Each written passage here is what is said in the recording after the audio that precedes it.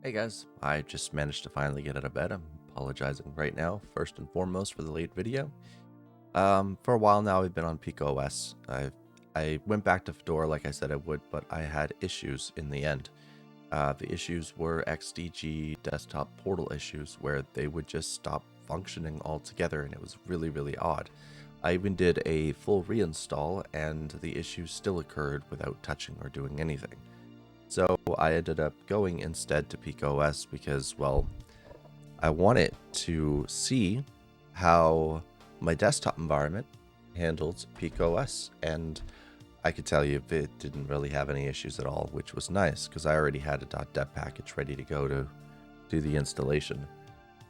So that's where we've been. We've been gaming here, we've been existing here, I've been living without the AUR now for ages, and I'm content for once with Debian.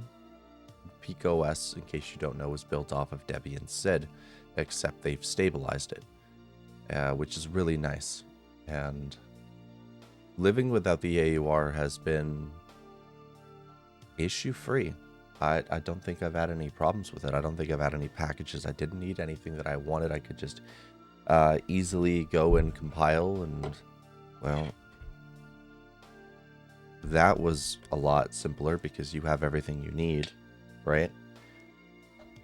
And I have the purest form of Hyprland, which is nice. I enjoy that. So I could use Hyprland Git. I could use whatever I needed to use, and it's there. Gaming and getting drivers and everything like that, it just happens with PikaOS. So yesterday a new Nvidia driver released, which we'll do a stream about later, but let me just show you the driver. And by the time I noticed, sorry it's bright, by the time I noticed and I looked at the chat, the driver was already out, which was nice. So it fixed a ton of regressions with games, which is beautiful. It also fixed a bunch of other regressions as well. So this is probably the best driver that you can be on currently for Nvidia. So if you're on the 610, my suggestion is you go back to 595.84, because this thing is a beast. Crimson Desert now works without descriptor seep and a whole bunch of other stuff. We'll go over that later. But the part I'm trying to get here is it comes with a device manager. By the way, that's my icon for my settings now. Isn't it nifty? I love it. PikaOS comes with its own device manager to handle its drivers. I do not want to be on the dock. And you just click your GPU and there you go. Currently, the latest version of stable mess is installed, but actually, this is the 595.84. Now, there's 610, there's also the Vulkan beta driver, and so much more. It comes with every Nvidia driver that you can think of, which makes moving between the drivers ridiculously easy and fun to do. Same thing with AMD. There's your Mesa and there's your Mesa Git. Okay? So, I just ran Pikmin update, or was it upgrade or update? I don't know. But there's an application for it. I don't like opening the application, but I'll do it anyway. So it's Pikmin Update Manager. Ran that. See, this is why I don't like running it, because flatpaks are needy. And went here, saw that there's a new version of Mesa. Mesa stable, GPM, dev, pipewire. Ottershot's been updated. They're on 11. Wow, nice. Like, look at all this. It just handles everything for you. Everything driver related, everything system related. It's good to have a GUI that handles it all for you. Because honestly, I couldn't use Shelly to save my life. It still is, just not made very well, unfortunately.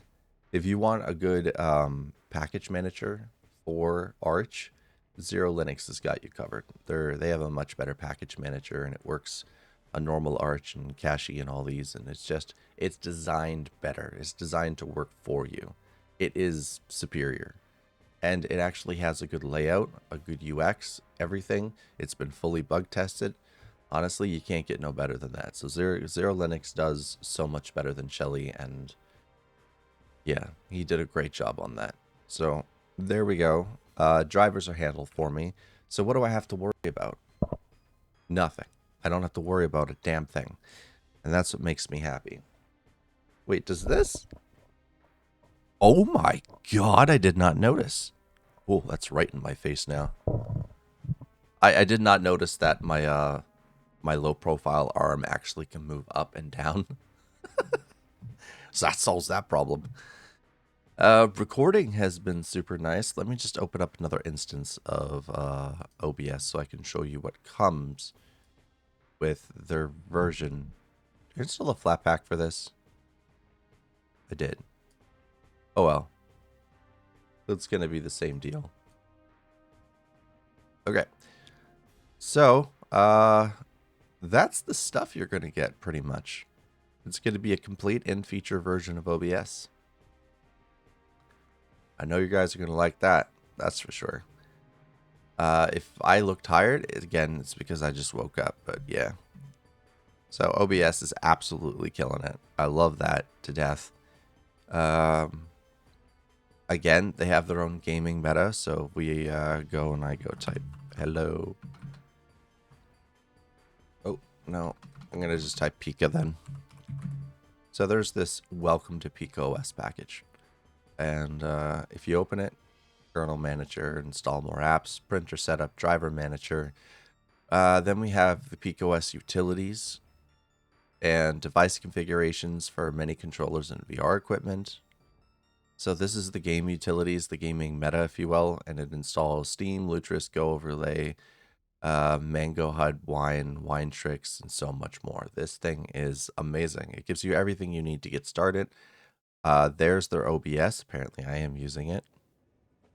Okay, that's great. It gives you a Krita if you want to do that. You can even have a look and feel for you gnome people to change the layout pretty instantly. There's a link to the wiki, to the Discord and the official subreddit, and there's their source code and other stuff, and you could support them on Ko-Fi. So, yeah, they also have a Kernel Manager. Let's take a look at the Kernel Manager. Yeah. And as you can see, we're on the 7.1 kernel. It was out the day it was released. Nvidia did not need to do anything special for the reason as it just worked with the 7.1 kernel since day one. So that was nice. So yeah, you can go and you can swap kernels. So browse kernels to select branch. And there they all are.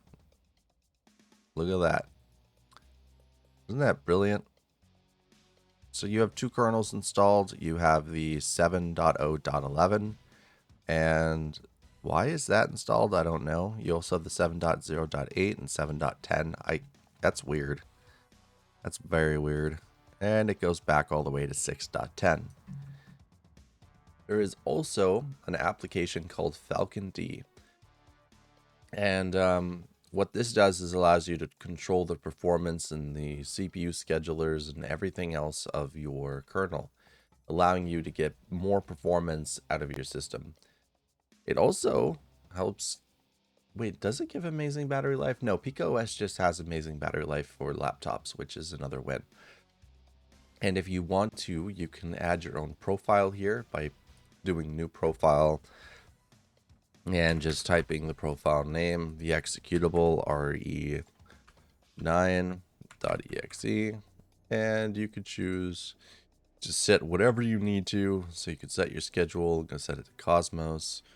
I'm going to set this to gaming and leave that at default and hit save. So the next time you activate the game, if you have everything set up properly, it will go and it will activate this and it will give you the best performance possible for your system.